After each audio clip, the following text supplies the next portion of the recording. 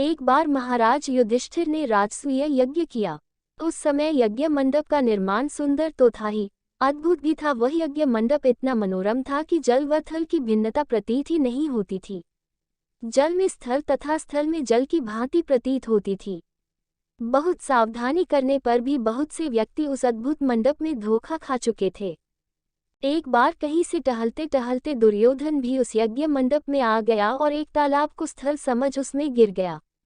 द्रौपदी ने ये देखकर अंधों की संतान अंधी कहकर उनका उपहास किया। इससे दुर्योधन चिढ़ गया। ये बात उसके हृदय में बाण समान लगी। उसके मन में द्वेष उत्पन्न हो गया और उसने पांडवों से बदला लेने की ठान ली। उसके मस्तिष्क में उस अपमान का बदला लेने के लिए विचार उपजने लगे।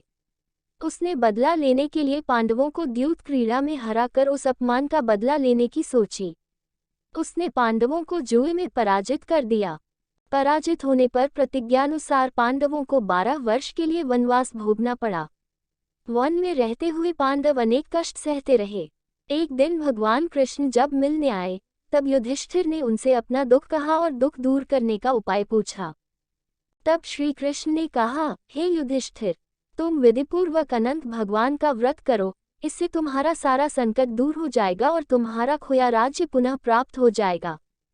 इस संदर्भ में श्री कृष्ण ने उन्हें एक कथा सुनाई।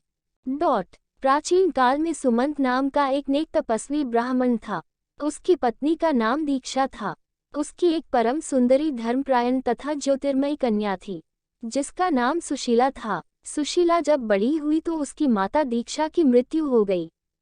पत्नी के मरने के बाद सुमंत ने कर्क्षा नामक स्त्री से दूसरा विवाह कर लिया।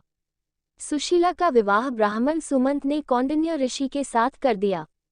विदाई में कुछ देने की बात पर कर्क्षा ने दामाद को कुछ ईंटें और पत्थरों के टुकड़े बांध कर दे दिए।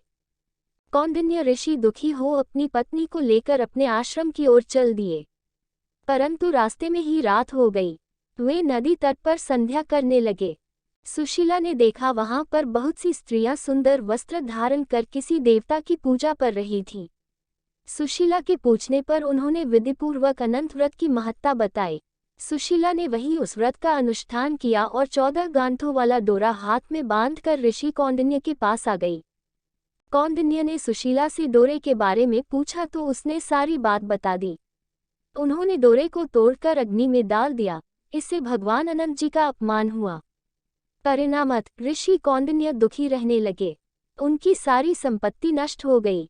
इस दरिद्रता का उन्होंने अपनी पत्नी से कारण पूछा तो सुशीला ने अनंत भगवान का डोरा जलाने की बात कही। पश्चाताप करते हुए ऋषि कौंडिन्य अनंत डोरे की प्राप्ति के लिए वन में चले गए। वन में कई दिनों तक भटकते भटकते निराश होकर एक दिन भूमि पर गिर पड़े। तब अनंत भगवान प्रकट होकर बोले, हे कौंडिन्य, तुमने मेरा तिरस्कार किया था, उसी से तुम्हें इतना कष्ट भोगना पड़ा। तुम दुखी हुए, अब तुमने पश्चाताप किया है। मैं तुमसे प्रसन्न हूँ। अब तुम घर जाकर विधिपूर्वक अनंत व्रत करो। 14 वर्ष पर्यंत व्रत करने से तुम्हारा दुख दूर हो जाएगा। तुम धन धान्य से संपन्न हो जाओगे। कौंडिन्य ने वैसा ही किया और उन्हें सारे क्लेशों से मुक्ति मिल गई। श्री कृष्ण की आज्ञा से युधिष्ठिर ने भी अनंत भगवान का व्रत किया, जिसके प्रभाव से पांडव महाभारत के युद्ध में विजयी हुए तथा चिरकाल तक राज्य करते रहे।